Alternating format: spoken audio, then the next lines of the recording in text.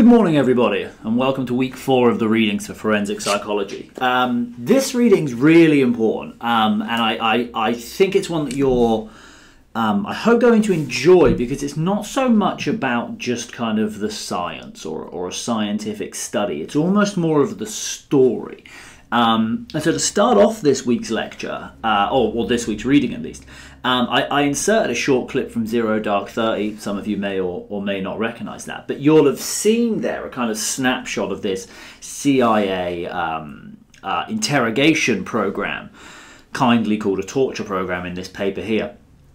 And there's so much in this area and in this debate.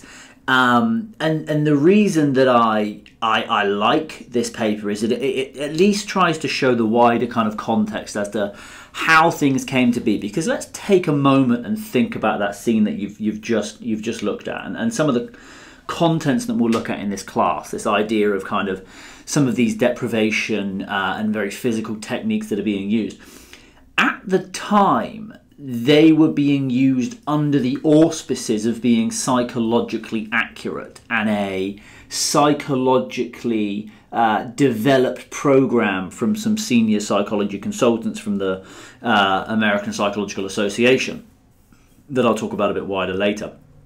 So take a moment and think about that. Think about the kind of the interaction you just saw, the situation, the narrative, the tone, the fact that the guy is being strung up to the walls.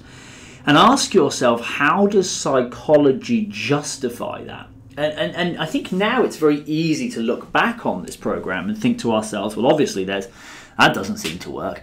But at their time, there was a path that psychology or the psychologists went through in which they sincerely believed that that was the correct avenue to go. And we'll see some of that in our note to self work out how to get my emails to not come up on my screen. We'll see some of that kind of throughout the next week or so of courses. So the reason I chose this paper is really that it talks about how that came to pass before Shane kind of moves into the psychology of perhaps why it isn't a very effective way of achieving the ultimate goal. And I think that's always important. You know, one of the things I always ask my students when we talk about interrogations is, what is the goal of an interrogation? And the goal of an interrogation is to extract usable intelligence. If the goal of an interrogation is to inflict harm, that's a slightly different interrogation. But in most of these, the goal is to get someone to yield information that they have, or to honestly tell you that they don't know the information. And so we kind of find ourselves questioning whether the programs developed that we see so often are the most effective ways of doing that. So Shane kind of starts off, actually grounding it, his title comes from Zero Dark 30, but basically talking about kind of how torture is portrayed. And this links into a very expansive media narrative. Popular media narrative, and actually kind of news-based media narrative, about this idea that he kind of says, you know, that there is a psychological concept of breaking someone, and that, you know, if you break them physically, you unlock them psychologically, and that kind of, as we'll see throughout the paper, isn't quite the actual truth of the matter. And that's kind of what he goes on to kind of unpack. Now he starts off with quite an interesting point about kind of, you know, torture, as he's calling it. There we go, someone else sending me an email. I mean, I can just delete my emails. There we go. Right, hopefully that'll fix that. We're learning as we go, folks.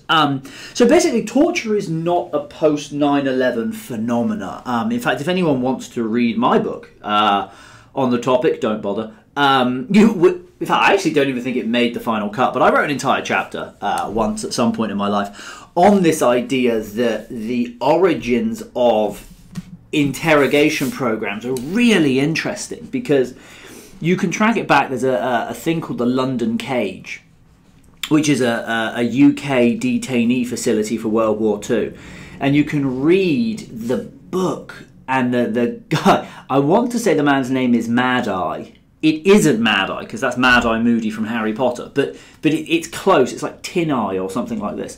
And he's this like rogue interrogator, and his method was, you know, pure friendship. However, if you look at some of the kind of the French Algiers wars, you'll see there that, you know, far more, you know, torture based approaches were used. So what the early parts of this paper are doing here, and, you know, kind of pages 4 and 5, is basically just talking about across history, you know, there has been this kind of dark force of inhumane treatment of detainees with a goal to eliciting information from them. And what the historians kind of get into large debates as to is kind of sometimes the presence of this and then kind of its effectiveness, because sometimes these old cases, you know, they yield stories of effectiveness, and sometimes these old cases, they yield stories of, you know, the importance of rapport and and kind of friend-based approaches. So it's just kind of really, I think, contextualizing this idea that war and interrogation go hand in hand and can often open the door to more to sterner forms of interrogation, and the reason for that is often the pressure and the immediacy and the stakes. To be honest, you know, these are lives on the line. You know, what James Mitchell calls later in the paper a ticking time bomb scenario. You know, there's a bomb about to go off, and you have 10 minutes, and the person in the room may know the answer to save all these lives. You know, you don't get that culmination of stresses very often in this world. And in doing that, it's that kind of, you know, that microcosmic kind of experience there that so often leads to the justification of extreme measures. And any of the kind of the ethicists or philosophers will be able to talk kind of at length about why that may be. So that's kind of what Shane's kind of walking us through here. And then what's really interesting around page 6 and page 7 is basically he talks about how early on, after the 9/11 terrorist attacks, the narrative started shifting towards a policy or kind of justifications for the use of, you know, enhanced interrogation techniques or more extreme methods of national security. There's a really good book about this actually called Tortured Logic, and it's by Erin Keynes is the second author. Joe Young is the first author. It came out this year, basically about kind of, you know, the population support for the use of torture. And it's things like this. It's kind of, so this really nice Vice President Cheney quote. Cheney, I think, was played by Christian Bale, I believe, in that movie. Unbelievable portrayal, that. Really good. Very good movie. We also have to work through the dark side, if you will, right? And then at the bottom he says it's vital for us to use any means at our disposal, basically to achieve our objective. And actually, if you look at the George W. Bush policy writing, there are some certain executive orders he issued in the aftermath of 9/11 that basically lifted the legal restraints on how they could treat or how they could treat prisoners of war. And that's kind of what this is talking about. In fact, there's a very interesting presentation I once organised for a group in DC called the Washington Center. Soft plug, I advocate that for all. Basically, a Boston-based lawyer. And I can share the case, but he did a pro bono case to get, I think, one man released from Guantanamo Bay. One or three men from Guantanamo Bay who had been wrongly picked up in Algeria, I believe, by the CIA. And in order to get them released, it became the largest pro bono effort in the history of their firm. I think the legal costs were in the region of $320 million to get 3 people released from Guantanamo Bay who weren't there. And a lot of that is the kind of the legal alterations that were made to kind of the rules of combat that allowed people to basically be swept up, kind of fall into this Guantanamo black site area. And then the George W. Bush policy actually removed their status, I believe, as a human. Which allowed them to kind of be subject to these kind of these methods. So in kind of pages 7, 8, and 9, you kind of go through what was basically the early recruitment of the psychologist called James Mitchell, and he's very, very important. And we're going to learn a lot more about him in the lecture on this, actually, where we kind of we actually get to hear his story. He was quite a secretive character until about 2017, where his kind of name was released, mainly because people were taking him to court for all of the things he did. But basically, he then kind of came out and was, wrote a book where he refers to himself as the architect, and Vice did a very good interview that I'll hopefully show you, and he kind of talks about his role here. But this is basically about the recruitment of Mitchell and Jessen, and kind of how they came to pass in terms of kind of creating a interrogation model. Okay, so in the pseudoscience of torture section, what we basically come to is the kind of the origins of the scientific argument for why torture should work. Now, there's no realm in which it was kind of the torture program or the interrogation program was created without a backing in science. It's not that they just decided this was a good idea. They actually crafted together a kind of a scientific justification for why what they thought they were doing should work. And basically what a lot of people talk about is the kind of the reverse engineering of the SERE program. So the idea that if any of you are military or no military, also have an interest in military, you may be aware it's a kind of survival, evasion, resistance and escape program, which is kind of a 4 or 5 day long program for advanced soldiers, where they are dropped kind of in a field, and they have to evade capture. They are always eventually captured, and then they are interrogated, and they have to resist the interrogation. So there's this big kind of army interest, basically, in the offensive and defensive use of torture. And what it centers on is this idea of learned helplessness, the idea that if you become helpless, that's a very bad state. So you want to defend against that for your own soldiers, and you want to create that, if you will, in enemy soldiers, because hopefully, in theory, when they're helpless, they are more likely to submit or give information to you. And so that's kind of what 10 and 11, 12 and 13 kind of talk our way through. Is they basically talk about how Mitchell discovered the concept of learned helplessness from Martin Seligman, and how he kind of operationalized that into his kind of thinking and teachings on kind of the interrogation program, and what it was basically trying to achieve. So think almost as learned helplessness as your dependent variable, and all of the tactics are therefore independent variables. So all of these behaviors create learned helplessness, and you can see it in the scene at the start of this video. The way he talks to the individual. I think it's in that scene, or possibly one of the few minutes later, kind of, I own you, I control you, I am everything to you, you have no power. And it's about creating basically this idea that the individual has no control over their existence and therefore their behaviors, and that's kind of what learned helplessness is. So here we're talking about the kind of the basis of learned helplessness, but also kind of what it does in the real world, which is that it creates, depression. Learned helplessness is a significant risk factor for depression, and the loss of belief that you control your own life and your behavior is not a good thing. We normally overexert our feelings of control. So creating that is normally linked with a range of negative outcomes, and it's actually a sad story, because Martin Seligman was once the chair of the American Psychological Association, and he runs, what is referred to as positive psychology, psychology for the greater good. So it's become a very interesting kind of wider battle, the idea to see his work be used in this way. And if anyone's mildly interested, there's a lot of debate as to how much he was involved, if at all. From, he gave a presentation on learned helplessness in a defensive sense, and people have questioned how involved he was in the use of that theory for the offensive sense. He says absolutely not. Zero and some other people have written that he kind of was. So here we go. What's really interesting is, so what I guess highlight a few things. I've started doing this on some of these papers, just really key points. So this basically is talking about Mitchell's kind of creation of the program.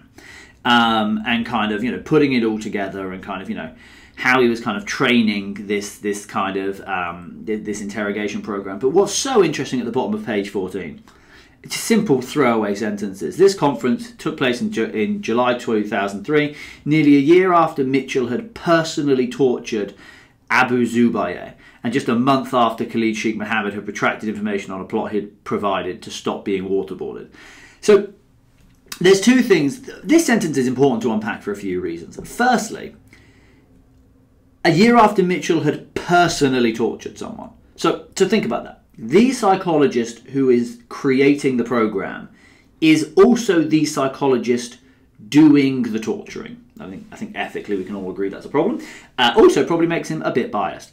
But what they're really talking about here is that Abu Zubayr famously gave no information. I think I'd have to check on this. It's something I'll bring up in class. There's a Time article called Patient 23 or Detainee 23. And I think it's Abu Zubayr. And you can read the transcripts of his torture. And it is harrowing, if we're being honest. And then Khalid Sheikh Mohammed, famous mastermind of 9/11, basically retracted information to stop being waterboarded. There's a Senate report led by the Obama administration that came out, I believe, 2014, in which they looked at all of the public claims of the effectiveness of this program and counteracted them with the actual real reports, which showed that in most cases it didn't yield any information whatsoever. So a few things here. Firstly, Mitchell is at a conference in 2003 saying how well it works, after he's done it and after we know a few major cases of it not working. And secondly, that there are these kind of high profile instances of it famously not working. And then we just highlight at the top of page 15 really. Basically what Amara is saying here is that basically if you just look at the logical construct of the development of the CIA interrogation program, it basically just falls through. Like, it doesn't have any testing. It's not so much that it doesn't have any testing. That's something I'll cover next week. But it's the idea that logically it makes no sense if you were to just map out the kind of the fundamental constructs of it. And that's something that we're going to move to as we kind of get into page 16. And then I just highlight a couple more things on page 16 here. One, just that this CIA torture program cost them $80 million. That's how much they paid Mitchell and Jensen. In fact, if anyone has watched, and I've assigned it this week as a optional viewing for those who possess Amazon Prime, but on Amazon Prime there's a video called The Report, and it's got Adam Driver, famously portrayed Kylo Ren, as the lawyer who kind of goes after the CIA interrogation program and writes the very famous report evaluating its effectiveness. And what's really interesting in that movie is the depiction of the two psychologists, Mitchell and Jensen, as core, basically money-grabbing psychopaths. And there's this clip at the end of the movie that I always find very interesting, where they're kind of flying on their private jet, sipping champagne, joking about selling Khalid Sheikh Mohammed's like underwear on eBay for a quick $1. It's not a kind depiction. Not that I in any way think they deserve a kind depiction, but there we go. So anyway, so page 16, 17 onwards, basically what O'Mara is going into basically is the kind of the science on torture. Now, what's interesting here is that there isn't a science on the study of torture, because the study of torture, it's not something you can study realistically, right? No one is going to design an empirical study that involves data from CIA black sites or live torture programs and studying the effectiveness of that on information yield. I mean, let's be clear that there's ethical reasons, legal reasons, moral reasons, scientific reasons. There's all these reasons that that's never going to happen. But what O'Mara says is that you don't even need to study torture. You just need to study the brain under duress to see how very, very quickly the argument that torture yields information falls apart. And what he basically focuses on is that exact thing he said at the start of the paper, which is the idea that physically breaking you basically opens you up psychologically, right? So you break someone physically, and thus their brain is an open chest for you to loot. What he basically talks about is if you actually look at the brain, the process of deteriorating someone physically creates a state in them where they are psychologically impoverished. And this is something that he talks about here in terms of the neuroanatomy of it, if you will. And it's something that I'll talk about in our lectures, kind of showing you almost the behavioural aspects of it. But basically what he's talking about, and I'll highlight it again on 18, is basically the stresses employed during interrogation involve assaults on core functioning of brain and body, sleep deprivation, calorific restriction, hypoxia, which is a lack of oxygen, and predator threat, right? stimulating a fear response. And anybody knows, this is how ridiculous this program is. Anybody knows, right? There is studies with very small children, right? And so when children are left alone and distressed, right, their brain enters this kind of hyper anxious stimulated state, and it releases glucocorticoids. Possibly, I think that I'm 90% sure that's what it's called. But anyway, they release a thing. Science, Neil. They release a thing, and basically it targets certain aspects of the brain and it causes atrophy. So if you measure the brain densities of people who have had like really stressful early years and relatively stable early years, you can see quantifiable differences in their brain structure, and it's because of these like early and prolonged releases and early prolonged stress reactions, right? It's found in mouse, it's found in mice, it's found in children, right? This is exactly what he's talking about here, is basically if you create or cause a long-term stress reaction in someone, it morphologically damages the brain, and it damages the brain in places that are directly associated with the tasks that you're then requiring of you. So if you then look at, page 19 is talking about the extreme stresses, right? They result in tissue loss in the brain region supporting memory, resulting in enduring deficits in explicit memory. By contrast, the volume of the amygdala, concerned with the processing of fear, increases. So if you stress someone out long enough, what you find happens is that the memory part of their brain gets diminished and the fear and anxiety part of their brain gets bigger. So you've shifted the balances there. So he's talking about kind of a morphological change that happens under extreme stress. And let's be clear, this isn't extreme stress from torture. This is lower levels of extreme stress. So you could almost imagine these findings being kind of exaggerated, and also they're all happening at the same time. And he kind of just walks us through that through pages kind of 20 and 21, and basically saying that that we know that there is significant neurological damage done from extreme stress. And the only thing I highlighted on page 21 here is he basically talks about some of the new developments and the remarkable series of field and captive-based studies of terrorist interrogations focused on information elicitation and minimising counter-interrogation tactics. That's actually the focus of next week's lecture. So O'Mara says, he's kind of hat-tipping us here, that there have been significant developments, and we're going to go through those next week. But what's interesting, I'm just going to go back to page 20 because I didn't highlight it or anything, but it speaks almost to how illogical it is to believe that enhanced interrogation works. I don't know about any of you, but I myself feel less able to function when I'm anxious, right, or when I'm tired, right? If you're going to take an exam, you don't want to be scared and you don't want to be hungry. Oh, sorry, you don't want to be tired or hungry, to be honest. My wife is she's a nurse and she does night shifts. I have seen her try and function after 2 days of nights, with prolonged sleep deprivation. And to be honest, I don't think she can remember my name half the time after she's sleep deprived. And so this twisted logic that inducing that state will, one, make her want to talk, or two, make her able to construct a memory, really flies in the face of basically core scientific principles. And that's really the heart of this whole paper, is we ended up in a place where a full-on scientific program was developed that, if you just broke it down to its logical components, is not supported by a single conceptualization or study of the human brain. And yet it has been embedded and ingrained in the kind of the defense narrative. And it's really interesting, actually, because I know that at the start of the article, Shane talks about kind of, Trump came out and said that he thought we should do a lot worse. It's not really it's not a one political sided thing. I mean, Biden's picks for national security at the moment, people are really worried. People like Mark Fallon, who wrote a very good book, Unjustifiable Means, he kind of comes out and points out that all of the national security picks were all involved in the torture program and all said it worked. It's the amount of groupthink at the senior government levels on the fact that torture was and still is effective is breathtaking when you just think about what the logic of what it's trying to do.